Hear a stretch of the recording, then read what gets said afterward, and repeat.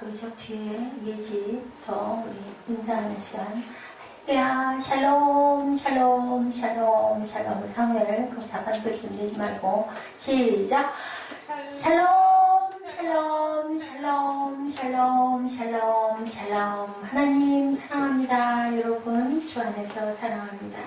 네, 오늘 다니엘은 어떤 사람이었나요? 다니엘 하면 무슨 생각이 제일 먼저 나요? 내 친구, 새 친구, 그 4명이죠. 그리고 또 무슨 일이 있었죠? 어디 사자굴에 들어갔는데 죽지 않고 살아났던 얘기. 야훼낌 3년에 느부갓네살의 그 예루살렘 있을 때 바벨론 포로로 잡혀갔던 선지자였었어요. 오늘 다니엘 말씀에 얘기하고 있습니다. 선지자에게 하나님의 영이 임해요. 본문에 보니까 그때 내 민족을 호위하는 큰 군주 누가 일어난다고? 미가엘이 일어날 것이요 라고 합니다. 미가엘이 일어날 것이요 환란이 있으리니 개국 이래로 그때까지 없던 환란일 것이며 그때에 너희 백성 중 책에 기록된 모든 자가 구원을 받을 것이다. 책에 기록된 모든 자가 땅의 띠끌 가운데 자는 자 중에 많은 사람이 깨어나 영생을 받은 자도 있겠고 수치를 당할 영원히 부끄러움을 당할 자도 있을 것이며 지혜 있는 자는 궁창의 빛과 같이 빛날 것이요 많은 사람을 옳은 대로 돌아오게 한 자는 별과 같이 영원토록 빛나리라. 다니엘아, 마지막 때까지 이 말을 간수하고 이 글을 봉함하라. 많은 사람이 빨리 왕래하며 지식이 더하리라. 이렇게 하나님의 영이 임해서 이렇게 예언을 하시는 말씀이죠. 기독교 교리는 4개의 큰 기둥을 가지고 있다라고 말씀하고 계세요. 첫 번째는 여러분들 잘 아시는 것처럼 창세기 뭐예요? 창조의 교리. 그 다음에 창조했는데 어떻게 됐어요? 3장 이후에 보니 타락천사, 타락했죠. 그래서 쫓겨나게 되죠. 그 다음에 또 하나님이 독생자 아들을 보내서 구속하는 구속의 교리. 3번째입니다. 그리고 마지막 때 뭐가 온다고요? 종말이 온다라고 하시죠. 창조, 타락, 구속, 종말. 소위 기독교 세계관은 이 4개의 교리 위에 세워져 있다 해도 과언이 아니에요. 그 중에 가장 사람들에게 오해를 받고 심지어 이성적인 교인들에게까지 쉽게 수용되지 못하는 교리 뭘까요? 마지막 종말론. 그죠? 종말의 나라가 왔다 그래서 기억하세요? 다미선교회 해가지고 예수님이 주님이 재림하신다고 직장에도 안 가고 다 모여가지고 기도만 하고 찬송만 하고 또 흰옷을 입고 그렇게 하고 있었는데 1992년인가요? 그때 결국은 아무 일도 일어나지 않았죠. 그랬던 일도 있었습니다. 자, 어때요? 하나님의 때는 누구만 한다고요? 하나님밖에. 그건 주님도 모르신다고 그러셨어요. 예수님도 그것은 하나님의 소관이 있다고 말씀하셨죠. 이성적이고 과학적 사고를 가진 분들에게는 정말 이거는 우리가 받아들이기가 참 어려운 교리인데요. 종말의 교리가 오해되는 가장 큰 이유는 아마도 제가 지금 말씀드린 것 같이 극단적인 종말론, 지금도 있어요. 1992년 맞네요. 발생했던 다미 선교의 사건. 이게 다 미친 사람들의 선교회다라고 얘기해요. 그리고 또 다베라 선교회도 있었어요. 다 베어버렸다 해가지고 다베라. 근데 이름이 다베라 선교회 맞아요. 알아요? 여기 우리 그 지하에 들어오신 분들 하루 종일 미친 듯이 소리 지르고 찬양하고 막 소리 지르면서 그 동네에서 얘기가 들어갈 것 같은데 어떤가 모르겠어요. 아주 낮에는 엄청나요. 그 음악 소리 그냥 두들겨 부시는 소리. 그런 사람들만 모여있는 것 같아요. 그럼에도 불구하고 기독교가 종말론적 종교라는 것은 변할 수 없는 기독교의 본질이다. 왜냐하면 주님이 말씀하셨잖아요. 내가 갔다가 다시 오마. 분명히. 그 시와 때는 누구만 아신다? 하나님밖에 모르신다. 성경에서의 종말은요, 반드시 파괴적인 이미지만 갖고 있지 않다는 것을 여러분들 아셔야 됩니다. 그러므로 종말론을 바르게 이해하는 것은 신앙생활의 핵심적인 열쇠다. 절대로 잊어버리시면 안 되고요. 종말은 분명히 있다. 문이 열리면 어떨 때가 있어요? 닫힐 때가 분명히 있다라는 거죠. 문을 열어놓은 곳은 문 닫을 때가 되니까 빨리 들어갈 자들 들어가라라는 그러한 신호라고 생각하시면 됩니다. 성경이 종말의 징후를 예언하면서 종말의 시간을 비밀에 감추신 이유, 우리가 살아가는 날마다를 종말로 여기고 살아라. 오늘이 뭐처럼? 마지막 날처럼 이렇게 생각하고 살아라. 우리가 만약에 몇 년, 몇 월, 며칠에 종말이 올 거야. 아니면 우리 어떨 것 같으세요? 가까이 있는 사람들 아무것도 안 하지 않겠어요? 그죠? 멀리 있는 사람들은 우리 실컷 죄 짓자. 그럴 수도 있을 거예요. 그러므로 극단적 종말론자들의 해프닝 때문에 기독교 신앙의 본질을 우리가 수용하지 못하고 피해가는 물을 보면서는 안 된다. 그렇다 할지라도 극단적 종말론자가 있다 할지라도 우리는 하나님의 때가 분명히 있고 문이 열렸으면 닫힐 때가 있다는 것을 알고 가자. 예, 가짜가 많다는 것은 어떻다? 진짜가 분명히 존재한다라는 증거죠. 예, 우리 뭐 짝퉁, 그죠? 가짜. 왜요? 진품이 너무 비싸니까 생기잖아요. 그렇기 때문에 이렇게 종말에 대한 얘기가 많은 것도 실제로 마지막 때가 있기 때문이라는 것을 우리가 그렇게 믿어야 돼요. 진짜 다이아몬드가 엄청나게 많다면 다이아몬드가 가치가 없겠죠. 우리가 선물을 받을 때 값없이 주는 선물은 어떻다고 해도 좋기는 한데 그렇게 귀한 건 아닐 거야 라는 생각이 들 수도 있다는 거죠. 진짜가 있다는 건 분명히 그렇게 가짜들이 많이 성행하는 건 진짜가 너무 귀하기 때문이라는 것을 절대로 잊어버리지 말아라. 네. 다니엘 선지자 얘기죠. 주전 537년 주님이 오시기 전 537년 전의 이야기입니다. 다니엘 선지자는요, 그가 받은 계시를 통해서 종말의 징후와 종말의 인생 그리고 종말의 시대가 기다리는 스타의 탄생을 분명히 알고 있었다. 몇 년 후에 537년 후에 예수께서 오실 것을 알고 있었다. 그렇게 본문 말씀이 그 1절에서 4절 말씀이 그 말씀이죠. 그래서 오늘의 제목이 스타라고 제가 잡았어요. 별, 그죠? 예, 별이 누구세요? 예수 그리스도를 나타내고 있다는 거죠. 지혜 있는 자는 궁창의 빛과 같이 빛날 것이요 많은 사람을 옳은 대로 돌아오게 한 자는 별과 같이 영원토록 빛나리라. 그럼 누구요? 예수 그리스도를 상징하고 있다는 것을 아셔야 됩니다. 그래서 다니엘에게 말씀하시죠. 하나님이 마지막 때까지 이 말을 간수하고 이 글을 봉함하라. 많은 사람이 빨리 왕래하며 지식이 더하리라. 알려주지 말라고 얘기를 하고 계세요. 왜냐하면 사람들은 너무 흉내내기를 좋아하고 너무 마음이 급하고 빠르기 때문에 온전하게 알지도 못하면서 이렇게 다미 선교회처럼 이렇게 다 미친 사람의 그 선교회들이 생기듯 이런 것들이 너무 많이 생길 거니까 이 말씀을 봉해마라. 때가 되면 분명히 그 스타가 탄생할 것이다. 그 얘기를 듣고 537년 이후에 예수 그리스도가 이 땅에 오셨죠. 예, 그때 다니엘은 바빌론에서 포로로 있었어요. 포로로 있었음에도 불구하고 어땠어요? 하나님이 영이 임하는 바람에 그 느부갓네살 왕의 꿈을 해석해 줌으로 인한 누구처럼? 요셉처럼, 그죠? 꿈을 해석해 줌으로 인하여 총리로 엄청난 그 지위를 가지고 아주 잘 살아갈 수 있는 그러한 사람. 어땠어요? 다 어인의 도장을 찍어가지고 신이 다른 신, 왕이 아닌 다른 신에게 절을 하는 자는 다 죽이겠다고 했는데도 어땠어요? 예루살렘 성전 쪽으로 창문을 열어놓고 하루에 3번씩 다니고 기도했죠. 그래서 이제 붙들어다가 왜 그랬어요? 신하들이 죽이려고 일부러 그렇게 만든 거예요. 왜냐하면 느부갓네살 왕이 너무 다니엘을 신임하고 너무 사랑하니까 세민한 거죠. 그래서 그렇게 하면 네가 못하든지 아니면 그러다 붙들면 네가 죽을 거 아니냐? 라고. 만약에 못하면 넌 믿음 가짜 아니야? 니네 하나님이 어딨어? 이렇게 해서 정죄를 하려고 했고 만약에 기도를 하면 그때 사자굴에 빠뜨려 죽이기로 그랬다. 어인을 찍어서 선포를 했기 때문에. 그래서 어땠어요? 느부갓네살이 어쩔 수 없이 사자굴에다 던지고 밤새도록 잠을 못 자고 통탄했죠. 기도했죠. 너희 하나님이 네 신이 있으면 분명히 너를 지킬 것이다. 새벽같이 느부갓네살 왕이 일어나가지고 다니엘아 부르죠.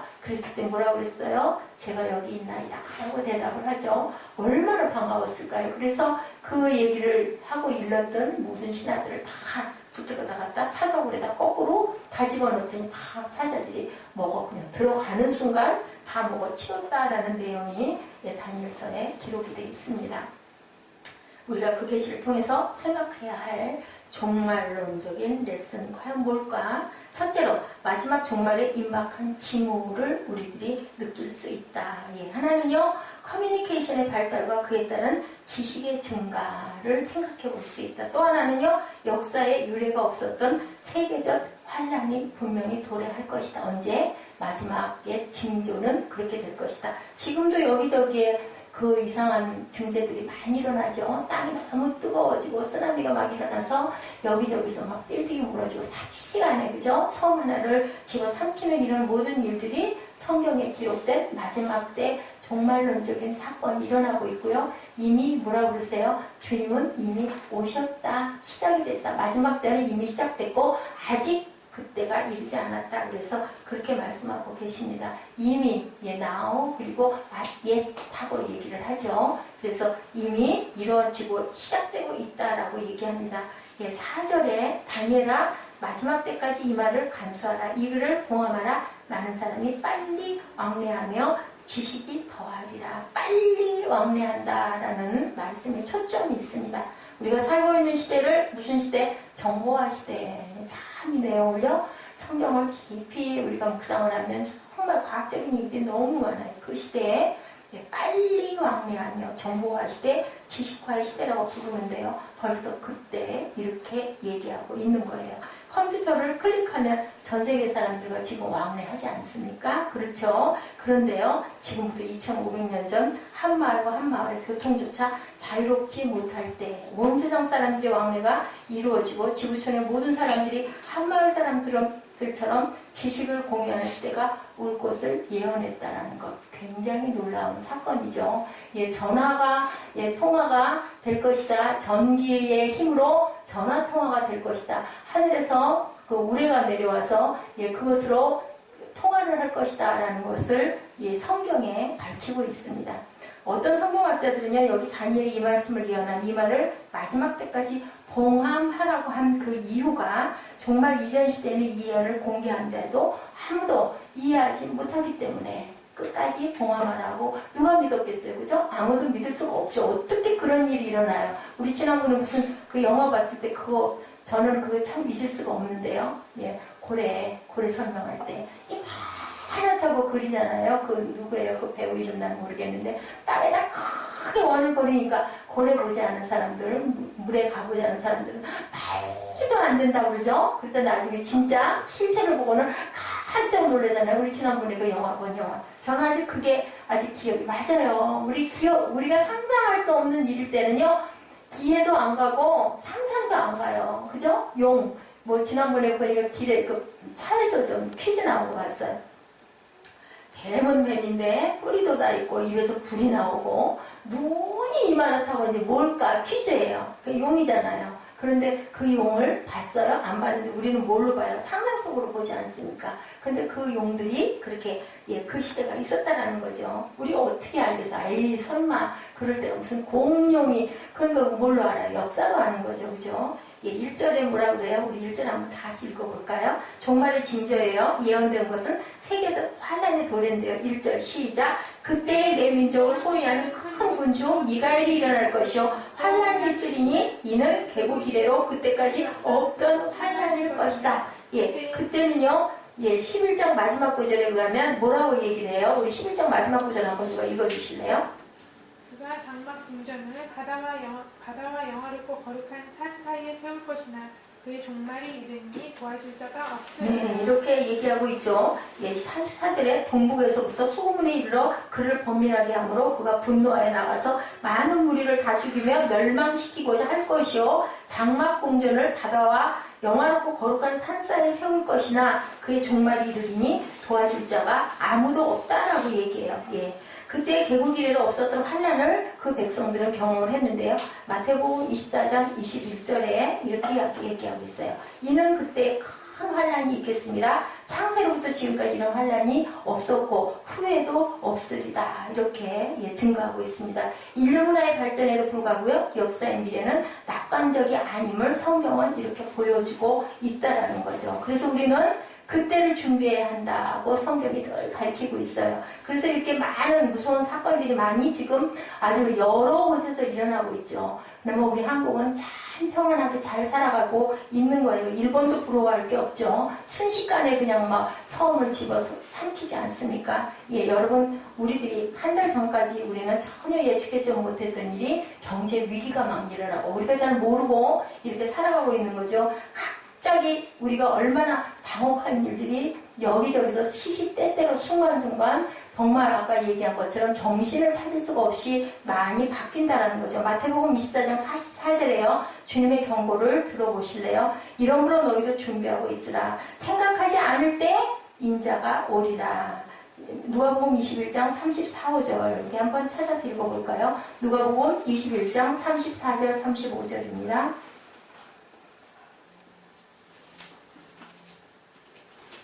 찾으신 분이 먼저 읽어주세요.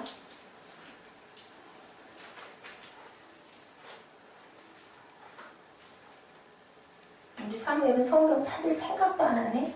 응? 누가복음 21장 34절, 35절 너희는 스스로 조심하라. 그렇지 않으면 방탕함과 술 취함과 생활의 염려로 마음이 둔하여지고 뜻밖의 그날의 덕과 같이 너희에게 임하리라. 이날은 온 지구상에 거하는 모든 사람에게 임하리라. 네, 온 지구상에 거하는 모든 사람에게.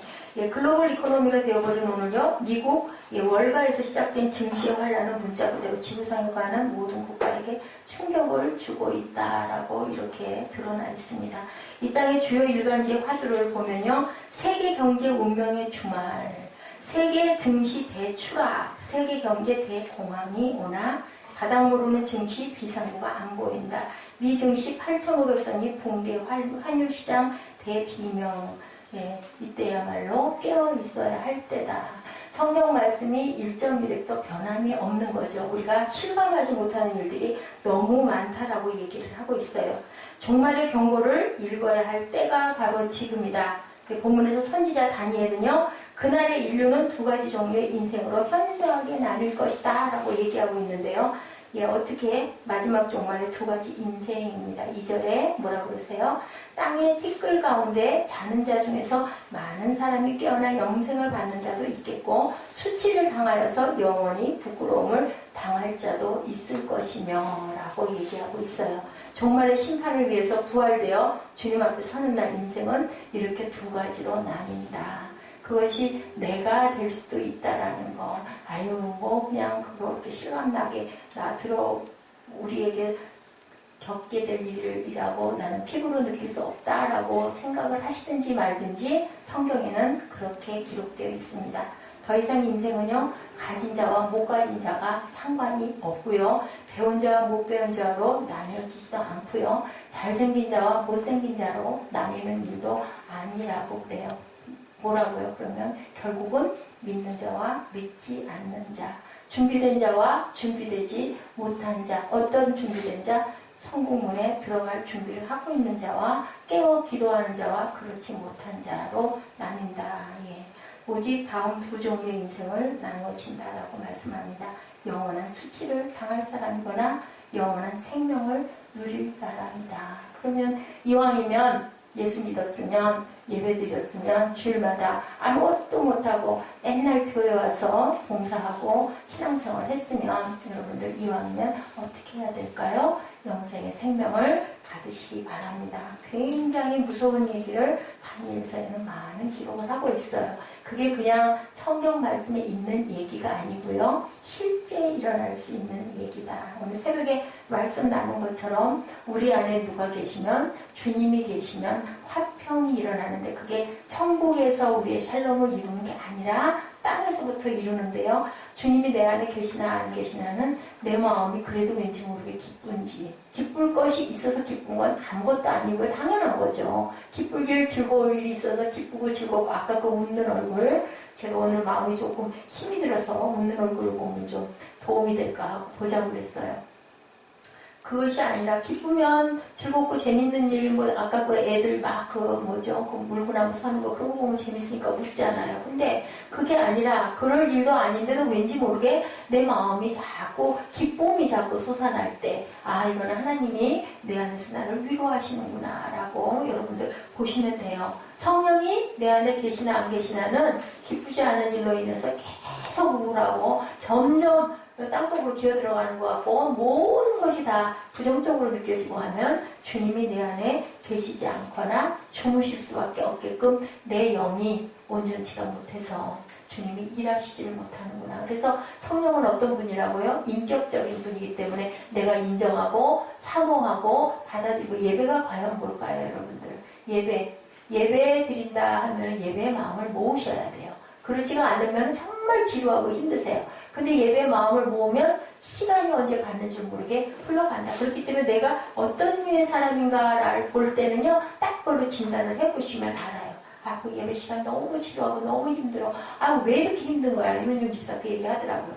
그냥 가만히 앉아서 1부, 2부 예배만 드려도 너무 힘들어. 근데 그게 사실은 아무 말도 안 했습니다만은 너무 힘들다는 건 너무 하나님과 멀리 가 있다고 생각을 하시면 돼요. 봉사하면서 그래도 막 기쁘고 신나고 몸은 피곤하지만 뭔가 막 내가 막 뭔가 한 것 같고 아유 내가 괜히 마음이 기쁘고 아무도 알아주지도 않는데 그런 마음이 있으면 충만한 은혜 가운데 있다. 정말 몸이 육신은 힘이 든데 또 때로는 아유 집에서 좀 쉬고 싶은데 그냥 예배만 살짝 드리고 집에 가서 하루 좀 뭐 그러고 싶을 때도 있죠. 또 때로는 그럴 수도 있어요. 근데 그게 늘상 그렇게 계속 연속이 된다면은 문제가 좀 있다라고. 나는 자는 자가 아닌가. 살아있기는 있는데 살아있는 자가 아니라 내 영이 죽은 거는 아닌가 생각해 보셔야 됩니다. 성경은요, 인류를 결코 하나의 운명으로 다루지 않는다는 거예요. 무슨 운명? 두 개의 운명으로 말씀하고 계세요. 똑같이 죽어서 누구나 다 좋은 곳으로 가는 게 소망이죠. 누구나 다 샬롬을 이루고 싶죠. 근데 아까 우리 새벽에 나눴죠. 거짓 샬롬이 있다. 왜냐하면 내가 샬롬을 이룰 만한 일을 했느냐, 그쪽으로 다가가고 있느냐가 중요하다. 그랬을 때 샬롬이 이루어진다. 요한복음 3장 36절입니다. 아들을 믿는 자에게는 무엇이 있다고요? 영생이 있고 아들에게 순종하지 아니하는 자는 영생을 보지 못하고 도리어 하느님의 진노가 그 위에 머물러 있느니라. 성찬을 받아도 소용이 없고 우리 로마서에서 우리 같이 공부했죠. 예, 세례를 받아도 침례를 받아도 소용이 없고 할례를 받아도 소용이 없고 그죠? 받지 않아도 할례 받은 자와 같은 사람 어떤 자랑? 믿는 자. 믿지 않고 행위로 그냥 이렇게 의식으로 한 사람은 할례가 아니다. 침례가 아니다라고 말씀하고 계세요. 예수님의 산상수훈은요, 인류의 보편적 운명을 가르친 어떤 말씀이 아니라고 말씀하고 계세요. 마태복음 7장 13절을 한번 읽어보시겠습니까? 마태복음 7장 13절입니다. 13절, 14절 우리 같이 한번 읽어보실까요? 뭐라고 하고 계시나요? 마태복음 7장 13, 14절 시작. 좁은 문으로 들어가라. 멸망으로 인도하는 문은 크고 그 길이 넓어 그리로 들어가는 자가 많고 생명으로 인도하는 문은 좁고 길이 협착하여 찾는 자가 적음이다. 아까 제가 기도를 오늘은 성경 말씀으로 기도를 그냥 대신했죠. 늘 하는 기도인 것보다는 오히려 하나님 말씀이 더 귀에 한자가 꽂힐 수 있지 않을까 해서 아까 분명히 그랬죠. 언제 제가 주님을 대접했고 언제 제가 대접하지 않았습니까? 그러죠? 그러니까 뭐라고 그래요? 작은 소자에게 대접하는 것이 나를 대접하는 것이다 라고 얘기해요. 그건 무슨 얘기를 할까요? 이 생명으로 인도하는 분은 좁고 협착하다. 그죠? 우리가 뭐 누굴 줄 알고, 그죠? 누굴 줄 알고 대접을 하겠어. 내게 아주 귀한 영향을 끼치는 사람한테 수없이 하고 하죠. 아니면 뭐 우리는 지나가기 바쁘잖아요. 누구처럼? 세리처럼, 그죠? 바리새인처럼. 그런데 어디 사람이 그랬어요? 아무 상관이 없는 이방 사마리아 사람 하나만 그 죽으려고 얻어맞고 강도 맞고 쓰러져 있는 자를 부축해서 주막에 갖다 놓고 보호를 시켜주고 돈을 주고 돌아올 때 내가 다시 드리겠습니다 라고 했어요. 이런 자가 어디를 들어갈 수 있다? 천국으로 들어갈 수 있다. 그건 누구도 장담하기 어려워요. 어떤 제 목사님이 그러셨다고 그러죠. 누구를 한 명을 막 태워달라고 막 이렇게 하는 거를 그냥 브레이크를 밟다 말고 아이고 그러면 예배 시간 늦을 것 같아 하고 그냥 밟았다고 그러죠. 그래 가서 예배 내내 예배의 은혜를 끼치지 못했다라는 얘기가 있어요. 뭐예요? 성령이 근심하시는 거죠. 그래서 우리가 마음에서 그럴 때는 그냥 얼른 중요한 일이 과연 뭔가. 우리는 하나님의 일을 하는 사람들이잖아요. 근데 사역자들도 보통 다 그래요. 내가 맡은 일을 하려고 하다 보면 뭐 주변에 누가 죽어 넘어간다고 그래도 저리 가보세요. 그럼 막 뛰어가기 바쁘죠. 교회 처음 간 사람들은 그래도 시험이 많이 든다고 그러죠. 교회로 인하여. 근데 어떤 선교사님이 그랬대요. 어느 마을에서요. 베토벤의 운명교향곡을 고등학교라고 하나밖에 없대요. 아주 깊은 산골에 있는 어떤 고등학교가 거기서 운명교향곡을 하겠다고 해서 기대를 걸었다지 선교사님이 마을 사람 모두가 그 학교로 모였대요. 그래서 심포니 9번을 연주를 하는데 이분이 알고 있는 베토벤의 운명과는 너무 차원이 다르고 너무 말도 안 되는 연주를 해서 너무 실망을 했대요. 과연 그 고등학생들이 얼마나 할까 했다죠. 그래서 실망하고 있는데요. 그런 마음이 솟았다고 합니다. 그래도 저 학생들이 없었다면 운명 비슷한 연주를 과연 여기 있는 이 사람들이 들어볼 수나 있었을까라고 생각을 하다 보니까 너무 감사한 마음이 들었다. 우리는 어때요? 크리스찬들이라고 하면서 교회라고 하면서 하나님 보시기 엉망이잖아요. 그죠? 은혜가 안 되는 분 너무 많죠? 싸우고 다투고 그죠? 예, 뭐 하나 엎질르니까 어떻게 했다고요? 왜 그걸 그렇게 엎질러 했는데 이웃집 아주 화목한 집은 그랬다죠. 아이고 그걸 내가 거기다 놔두는 바람에 아이고 그걸 엎질렀구나. 아이고 미안해. 그런데 싸우는 집은 왜 그걸 거기다 놔뒀으니까 내가 엎질렀지. 누가 그걸 엎질르래? 그러다 보면 시끄럽고 싸운다고 그러죠. 이런 것처럼 교회답지 않더라도 그래도 그죠? 교회가 있으므로 우리가 신용이라도 흉내라도 내고 가려고 하면 하나님이 위해서 보시고 저는 아주 그 예화를 통해서 굉장히 은혜를 받았어요. 맞아. 그래 우리가 너무 정죄하고 비판하고 뭐 한탄하고 아유 우리는 이게 뭐야 할 일이 아니다. 아까 제가 찬양하는 그런 마음이 오더라고요. 그래 이렇게 가는 거야. 천천히 하나가 서서 목청껏 얼마나 귀한죠. 그렇지 않은 교회도 너무 많은데 단 한 명이라도 감동을 받아서 제가 몸이 아파서 내려앉게 돼도 이어갈 수 있는 그런 사람이 뒤에 있다는 거 어느 교회가 그러겠어요. 어느 개척교회가 그러겠어요.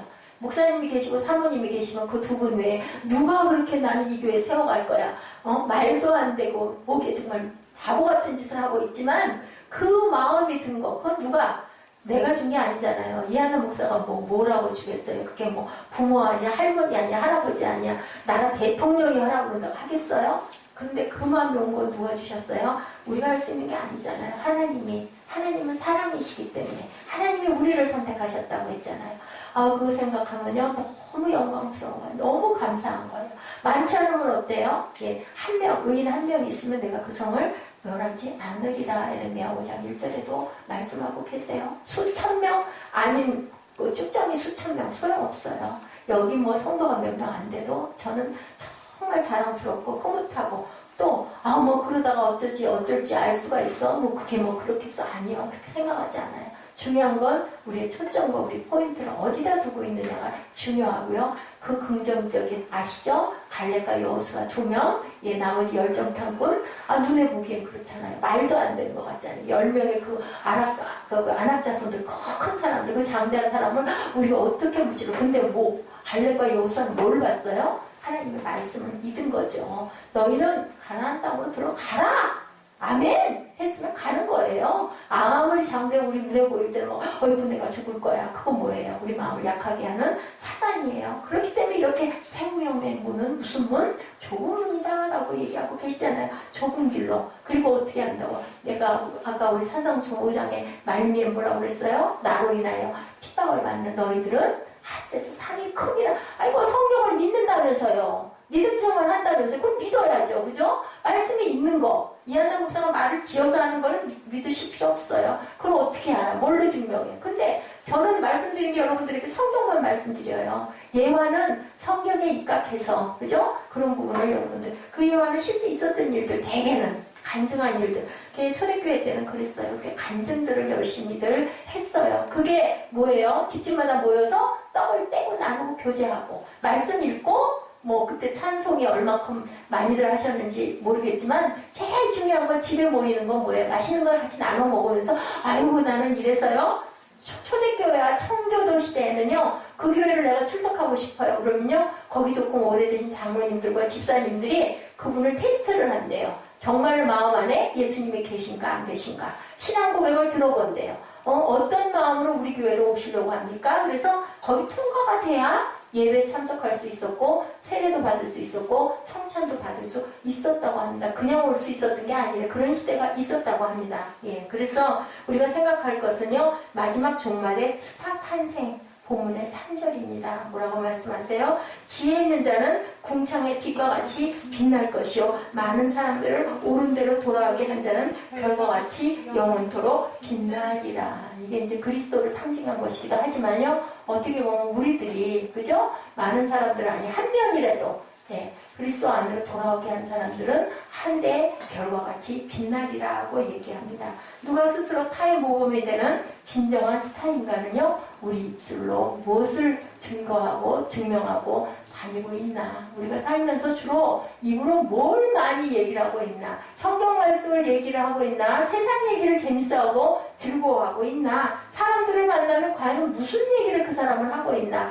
교회 봉사 엄청 많이 한대. 아주 그냥 뭐 안수 집사님의 아니면 장로님의 권사님의 신앙생활을 50년씩이나 했대. 그런데도 만나면 뭐 어디 명품 뭐가 좋더라, 어디 갔더니 밥이 맛있더라, 뭐 그것도 필요하지만 사람을 만나면 그런 얘기가 다반사면 그 사람 안에 과연 별과 같이 빛날 하나님의 영광이 있느냐라고 생각할 수 있다는. 그러면 그걸 보고 그걸 판단하라는 게 아니라 나는 그러면 안 되겠다. 왜냐하면 이 다니엘서에 보니까 마지막 그때 너희들이 별과 같이 빛날 수 있는 건 하나님의 말씀을 증거하는 자들은 내가 너희를 별과 같이 빛나게 해주리라 했으니까. 그러니까 내가 이왕이면 별과 같이 빛나야 되지 않겠습니까? 3절에 영원토록 빛나는 별들, 영원한 스타들.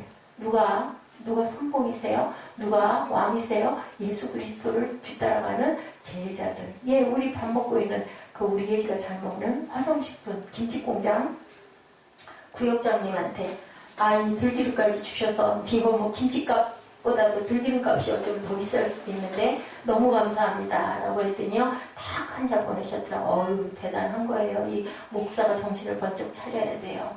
예, 주님의 귀한 제자가 돼주시기를 기도합니다 하고 딱 하트마크 하나 딱 한 줄 그렇게 보내셨더라고요. 우리 저는 뭐라고 그랬을까요? 아멘 했죠. 뭐라고 할 말이 있습니까? 이래요. 보면은 정말 믿음에 온전하신 분, 그분은 참 구역장님이 다 대단하시고 열심이지만 제가 보기로는 참 대단하신 분이다. 저는 기도해요. 그래서 많은 개척교회들을 도울 수 있는 불릴 듯 일어나는 화성식품이 되게 해주시옵소서 하고 기도를 안 할 수가 없죠. 예. 아무 소리도 않고 뭐 얘기 없어요. 몇 달 만에 한번 김치 시킬 때 말씀드리고 계좌 한 번 주셨고 제가 그렇게 입금시켰습니다. 네. 그러고는 그냥 한 2번 만에 한 번씩 들기름 2병, 참기름 2병 넣어가지고 그 기름값이 김치값보다 더 비쌀 것 같다는 생각이 든다는 거죠. 그리고 김치도 제가 보기에는 엄청 좋은 걸, 질이 여러 가지가 있잖아요. 좋은 걸 보내시는 것 같더라고요. 왜 그들이 종말 시대에 스타들이어야 할까? 하나님께서 역사의 종말에 인류로 하여금 큰 환란을 지나가게 하시는 그러한 이유가 있다. 다가오는 환란 속에서 우리는요, 그동안 우리가 붙들고 있었던 모든 것이 어떻다? 전도서에서 뭐라고 말씀하세요? 헛되니 모든 것이 헛되다.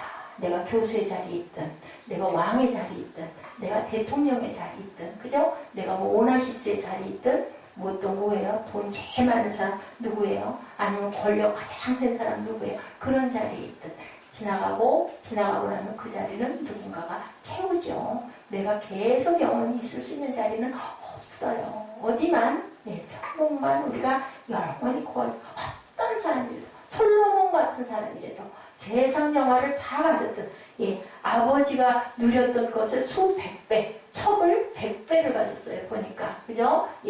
그 다윗보다도. 그랬던 솔로몬도 결국은 왜 그렇게 고백을 했을까요? 헛되니까. 내가 해보니까 다 헛되다는 거예요. 영원한 생명으로 이웃들을 인도하는 일이야말로 종말의 때에 우리가 스타가 될 수 있다라는 거예요. 그렇다고 뭐 띠매고 나와가지고 하루 종일 하는 게 아니라 우리 삶을 그런 마음으로 살아가라는 거죠. 항상 사람을 만나면 주님의 말씀이 입술에서 나도 모르게 나올 수 있는 자가 됐을 때 내 안에 주님의 생명이 살아 계시구나. 그렇지 않을 때는 나는 그럼 어떻게 해야 될 것인가. 묵상하셔야 되겠죠. 그런 마음을 가지셔라. 미가엘은요, 하나님은 선한 천사들을 거느리는 대장이었었죠. 미가엘 천사 여러분들 아시죠? 미가엘, 가브리엘 아시죠? 그가 우리를 보호할 것이라고 약속하죠. 1절의 마지막 부분에 뭐라고 그러세요? 그때에 책에 기록된 모든 자가 구원을 받을 것이라. 그는 우리가 어떤 경우에도 어떤 환난이나 시험 속에서도 결코 우리가 우리의 구원을 잃어버리지 않도록 우리를 보호하겠다, 보장한다, 지킨다. 문제는 우리의 믿지 않는 가족들이 문제라는 거죠. 문제는 우리의 믿지 않는 친지들이 문제라는 거죠. 문제는 우리 믿지 않는 친구들이 문제라는 거죠. 문제는 우리의 믿지 않는 이웃들을 내버려 두시겠느냐는 거죠.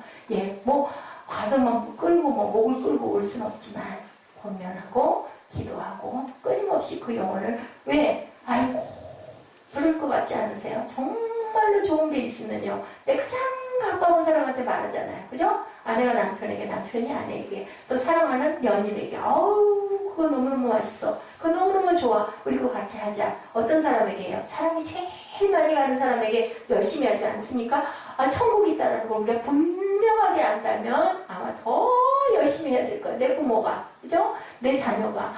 하나님 모르면 안 되잖아요. 나는 우리 영원히 있을 건데 나랑 같이 만나야 할 거 아니야? 60년 후에, 섬매랑 70년 후에, 그지? 나도 우리 아들 목사님 가서 만날 거야. 그런 마음들이 있어야 된다는 거죠. 하나님은요, 우리를 스타가 되게 하기를 원하신다. 다니엘서 다른 거 아무것도 기억하지 마시고요. 주님께서 우리가 너도 스타가 되라. 얼마나 좋아요. 스타 좋잖아요. 아까 우리 스타 인생 봤잖아요. 그 순간순간, 예, 최성봉, 누가 그 사람을 보고 26년 동안 목욕을 하는 걸 어떻게 하는지를 모르는 그러한 그 계단에서 잠잔 일을 26년 동안 한 번도 닦은 일이 없는 사람으로 누가 있겠어요. 하나님의 작품은 그렇게 위대한 인생을 탄생을 시켜요. 왜 그랬을까요? 마음 안에 알아본 게 있었던 거죠. 보고 깜짝 놀란 거죠. 어느 성악가가 참 노래하는 걸 보고 너무 감동하고 깬 거죠. 그야말로 깬 거예요. 그러다 보니 그 다음에 어떻게 했어요? 그냥 미친 사람처럼 가는 데마다 귀에가 대고 막 들으러 쫓아다닌 거죠. 하나님이 다행히 건강 주시고 그때까지 보호해 주시고, 그죠? 나쁜 길로 빠지지 않고, 그러니까 참 그릇은 그릇인 거예요. 그걸 깨닫게 해주시는 그 모든 것들이. 오염된 세상에 결박되어 있는 인생은요, 사탄의 거무지에 걸려있는 곤충과 같은 신세라는 것 절대 잊지 마시기 바랍니다. 하나님의 나라에 속한 인생은 다르다는 거. 우리 빌립보서 3장 17절에서 21절 말씀 우리 함께 합독하시고 기도하는 시간 갖죠. 말씀 드릴 게 너무 많은데 시간이 많이 갔습니다. 그래, 여러 가지가 왔기 때문에 그냥 그렇게 하고 제가 성경 말씀 몇 군데만 알려드리고 그리고 기도하는 시간 갖도록 하죠. 우리의 시민권은 어디 있다고 그래요? 하늘에 있다고 말씀하네요. 빌립보서 3장 17절부터 21절 말씀 같이 천천히 뜻을 생각하시면서 함께 입술로 고백하십니다. 형제들아, 너희는 함께 나를 본받으라. 그리고 너희가 우리를 본받은 것처럼 그와 같이 행하는 자들을 눈여겨보라. 내가 여러 번 너희에게 말하였거니와 이제는 눈물을 흘리며 말하노니. 잠깐만요. 우리 김정우 견디님 못 찾으셨을 때는 에스더 거 얼른 같이 보세요. 그죠? 넘기지 마시고. 네, 찾으셨어요? 네, 그 옆에서 권면해서요. 못 찾으실 때 빨리 찾아서 이렇게 함께 읽을 수 있도록 우리 18절부터 읽습니다. 내가 여러 번 너에게 말하였거니와 이제는 눈물을 흘리며 말하노니 여러 사람들이 그리스도의 십자가의 원수로 행하느니라. 이거 누가 눈물을 흘리는 거예요? 바울. 그렇죠. 누가 바울이라고 그랬어? 예지? 사무엘 20전. 예, 맞아요. 예, 바울이 지금 얘기하고 눈물을 흘리며 얘기하는데 19절 시작. 그들의 마침은 멸망이요 그들의 신은 배요 그 영광은 그들의 부끄러움에 있고 땅의 일을 생각하는 자라. 20절. 그러나 우리의 시민권은 하늘에 있는지라 거기로부터 구원하는 자 곧 주 예수 그리스도를 기다리노니 그는 만물을 자기에게 복종하게 하실 수 있는 자의 역사로 우리의 낮은 몸을 자기 영광의 몸의 형체와 같이 변하게 하시리라. 예, 이렇게 변해주시다. 하늘에 있는 자들은 우리의 몸을 변형된 몸으로 만들어주신다. 우리가 죽죠. 당연히 우리 몸은 육신은 죽습니다. 그런데 변형돼서 영원히 살게 해주신다라고 말씀하세요. 마가복음 12장 17절에도요. 예수께서 이르시되 가이사의 것은 누구에게? 가이사에게, 하나님 것은 누구에게? 하나님께 바치라 하신 이들이 예수께 대하여 매우 놀랍게 여기더라. 우리는 누구 거예요? 하나님의 것이잖아요. 그럼 우리는 하나님에게 가지 않겠습니까? 세상의 것은 세상으로 갈 수밖에 없어요. 베드로전서 2장 1절에도 사랑하는 자들아 나그네와 행님 같은 너희를 권하노니 영혼을 거스려 싸우는 육체의 정욕을 제어하라. 그래야 천국 너희들 갈 수 있다라고 얘기하는 거죠. 예. 주 안에서 항상 그렇기 때문에 기뻐하라. 내가 말한다. 기뻐하라. 그래야만 우리의 육체의 정욕을 제어할 수 있고 그 기뻐할 때 주님의 영이 우리 안에 살아서 기뻐하신다는 거예요. 사람을 기쁘게 할 필요가 없고요. 하나님을 기쁘시게 하면 사람에게도 인정을 받고 사랑을 받을 수 있다. 그리고 분명한 건 하늘의 뜻은 땅에서 분명히 이루어진다. 저는 요즘에 놀라운 것들을 많이 체험을 하고 있습니다. 골로새서 3장 1절입니다. 그러므로 너희가 그리스도와 함께 다시 살리심을 받았으면 위의 것을 찾으라. 거기는 그리스도께서 하나님 우편에 앉아 계시느니라. 위의 것을 생각하고 땅의 것을 생각하지 말라. 그렇기 때문에 우리는 어떻게 해요? 우리는 이제는 십자가에 못 박혔죠. 그리스도와 함께 내가 산 것이 아니고 내 안에 그리스도께서 사시는 것이다. 내가 육체 가운데 사는 것은 나를 사랑하셔서 나를 위하여 자기 몸을 버리신 하나님의 아들을 믿는 믿음 안에서 사는 것이다. 내가 육체 가운데 살지만 하나님을 믿는 믿음 안에서 우리가 사는 것이다. 그래서 모든 더러운 것들을 버리고 이제는 하나님의 나라의 모든 것들을 사랑하고 구원을 이루라. 나의 사랑하는 자들아 너희가 나 있을 때뿐 아니라 더욱 지금 나 없을 때 항상 복종하여 두렵고 떨림으로 너희 구원을 이루라. 민수기입니다. 33장 55절입니다. 너희가 만일 그 땅의 원주민을 너희 앞에서 몰아내지 아니하면 너희가 남겨둔 자들이 너희의 눈에 가시와 너희 옆구리에 찌르는 것이 되어 너희가 거주하는 땅에서 너희를 괴롭힐 것이다.